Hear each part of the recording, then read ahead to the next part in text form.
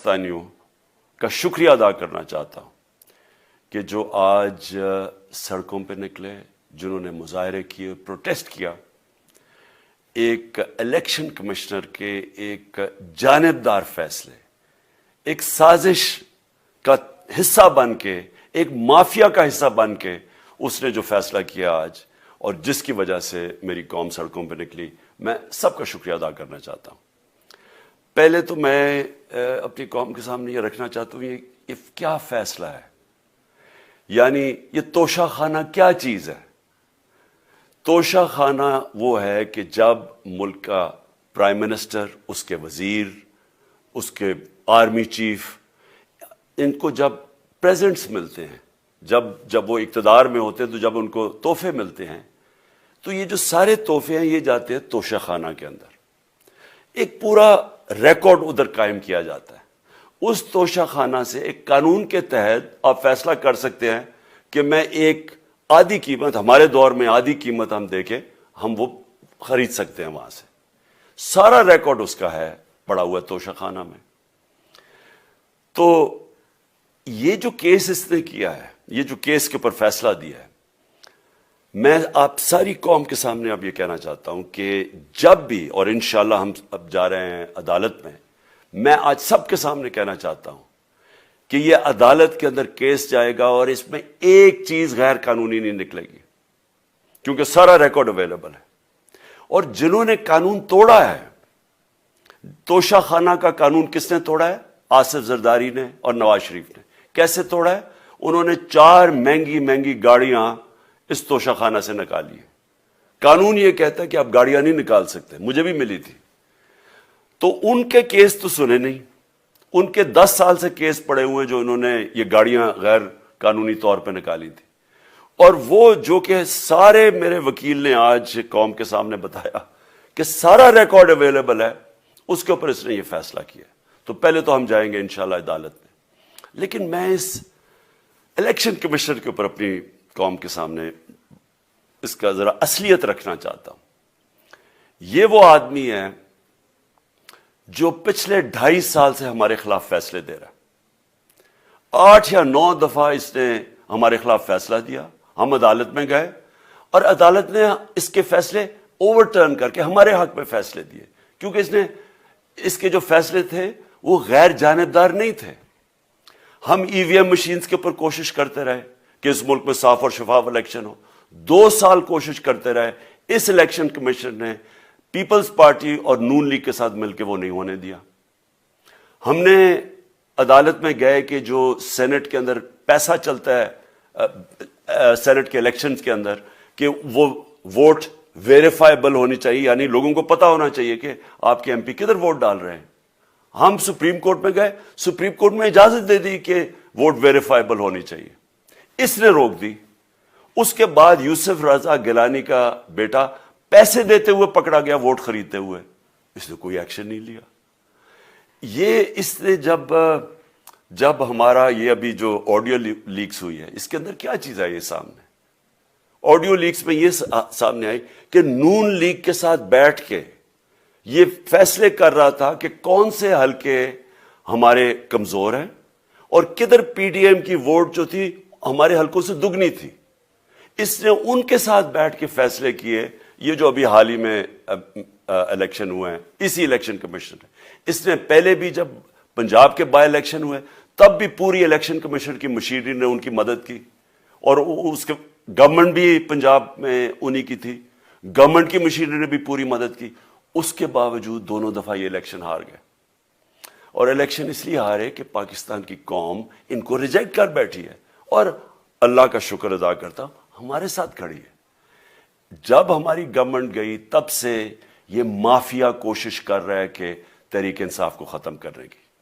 پہلے تو انہوں نے گورنمنٹ گرائی بیرونی سازش، پھر انہوں نے کروڑ روپیہ خرچ کیا، 20 یا 25 کروڑ روپے کی ووٹیں خریدی، لوگوں کو لوٹا بنایا، ہماری گورنمنٹ گرائی۔ اس کے بعد جب ہم نے مظاہرہ کیا، پرامن مظاہرہ، آئین اور قانون میں رہتے ہوئے، ہمیں آئین اجازت دیتا ہے پرامن احتجاج کرنے کی، ہم نے پرامن احتجاج کرنا تھا۔ انہوں نے جس طرح ایک بیرونی، جو آج بھی وہ سائفر اویلیبل ہے جس میں واضح ہے کہ ان کو باہر سے مل کے انہوں نے ایک گورنمنٹ گرائی تھی. سب کو پتا ہے سندھ ہاؤس میں 20 25 کروڑ روپیہ چلا اور گورنمنٹ انہوں نے گرائی. اس کے اوپر مظاہرہ ہم نے کیا 25 مئی کو. انہوں نے جس طرح کا ظلم و تشدد کیا ہمارے اوپر، پاکستان کی تاریخ میں ایسے کبھی نہیں ہوا. عورتوں بچوں کے اوپر دیکھ رہے ہیں فیملیز، انہوں نے شیلنگ کی، گھروں میں گھس گئے رات میں، جو پنجاب پولیس کو انہوں نے استعمال کیا. اور انہوں نے سمجھا کہ پارٹی کراش ہو جائے گی، پھر بھی نہیں ہوئی.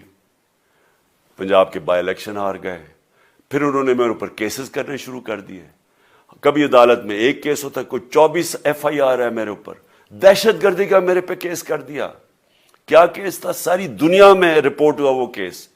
کیس کیا ہے کہ عمران خان کہہ رہا ہے کہ ریمانڈ پہ بھیجنے کے لیے ایک جس کے اوپر تشدد ہوا ہے، کسٹوڈیل ٹارچر ہوئی ہے شہباز گل کو، کہ ہم قانونی کارروائی کریں گے.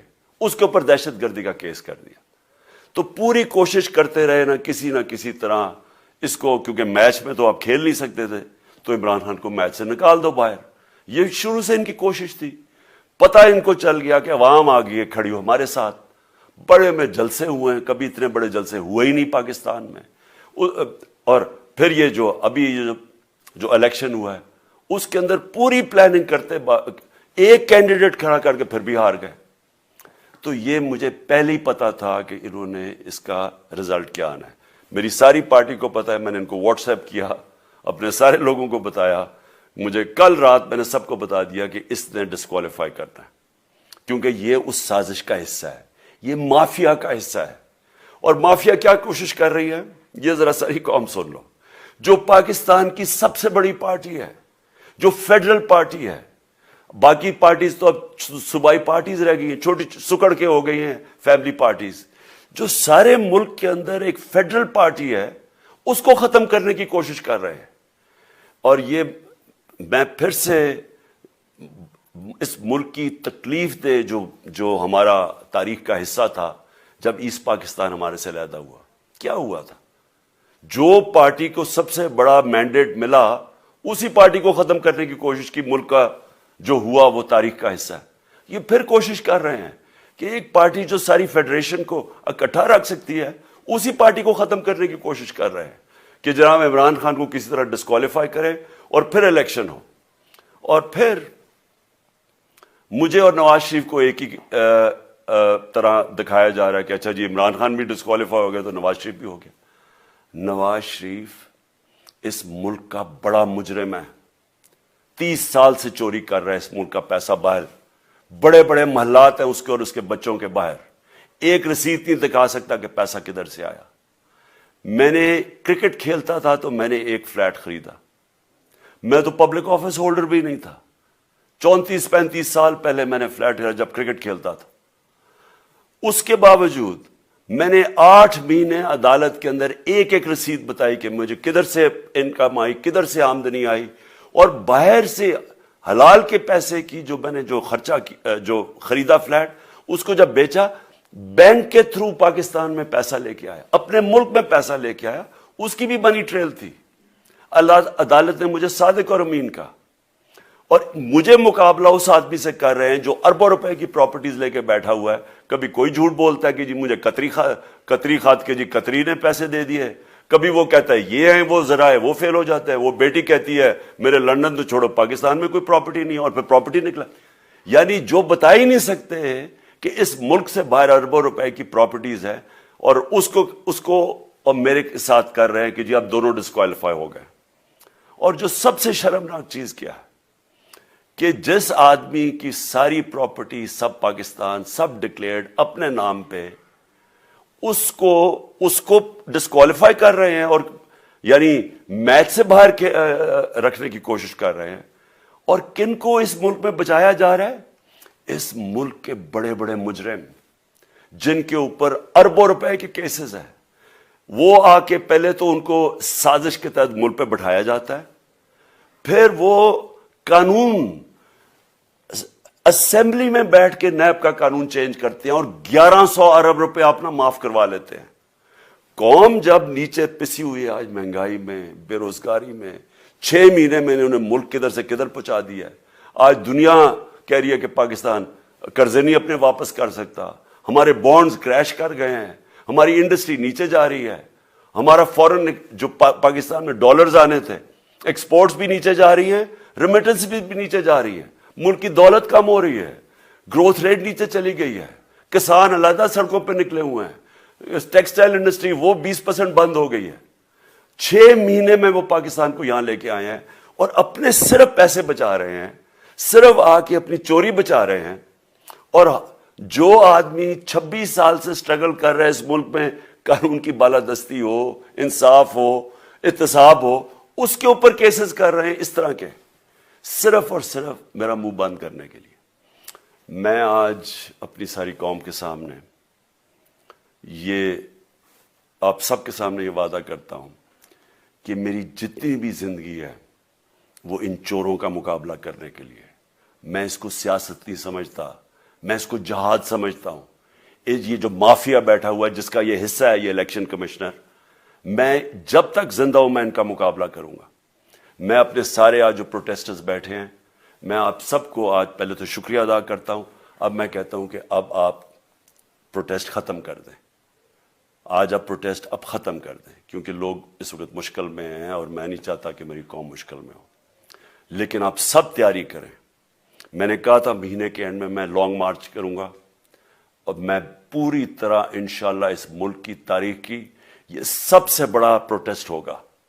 اور یہ صرف لانگ مارچ پہ ختم نہیں ہوگا, یہ میری حقیقی آزادی کی تحریک چلتی رہے گی جب تک اس ملک کے اندر قانون کی بالادستی قائم نہیں ہوگی. اس طرح کے چور, اس طرح کے ڈاکو, اس طرح کے مافیا, اس طرح کا یہ کرپٹ الیکشن کمشنر جب تک یہ بیٹھے ہیں میری یہ تحریک چلے گی. اور میں اپنی ساری قوم کو آج کہہ رہا ہوں کہ یہ ملک ایک فیصلہ کن موڑ پہ ہے. اگر ہم جو اللہ کا حکم ہے کہ ظلم اور ناانصافی کے سامنے کھڑے ہو, جہاد کرو, اللہ کا حکم ہے امر بالمعروف, اچھائی کے ساتھ کھڑے ہو اور اس طرح کے چوروں کے خلاف کھڑے ہو, جب تک ہم قوم اس فیصلہ کن وقت پہ اب جدوجہد کرنے کے لیے تیاری نہیں کریں گے, ہم ان چوروں سے اپنی جان نہیں چھڑا سکیں گے. جہاد اللہ نے ہمارے پہ فرض اس لیے کیا ہے کہ جب ہم ظلم کا مقابلہ کرتے ہیں اپنی بہتری کرتے ہیں, ظلم کم ہو جاتا ہے. جب ہم اس طرح کی ناانصافی اور ظلم کے سامنے سر جھکاتے ہیں ہماری معاشرہ تباہ ہو جاتا ہے. جب معاشرہ اچھے اور برے کی تمیز ختم کرتا ہے, یہ چور جا کے ملک کا فیصلہ کرتے ہیں, وہ معاشرہ کو تباہ کر دیتے ہیں. ہم آج اس فیصلہ کن وقت پہ کھڑے ہیں.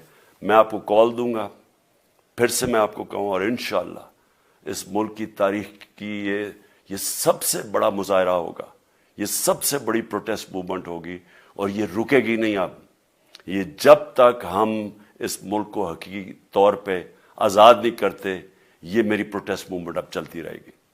پاکستان زندہ.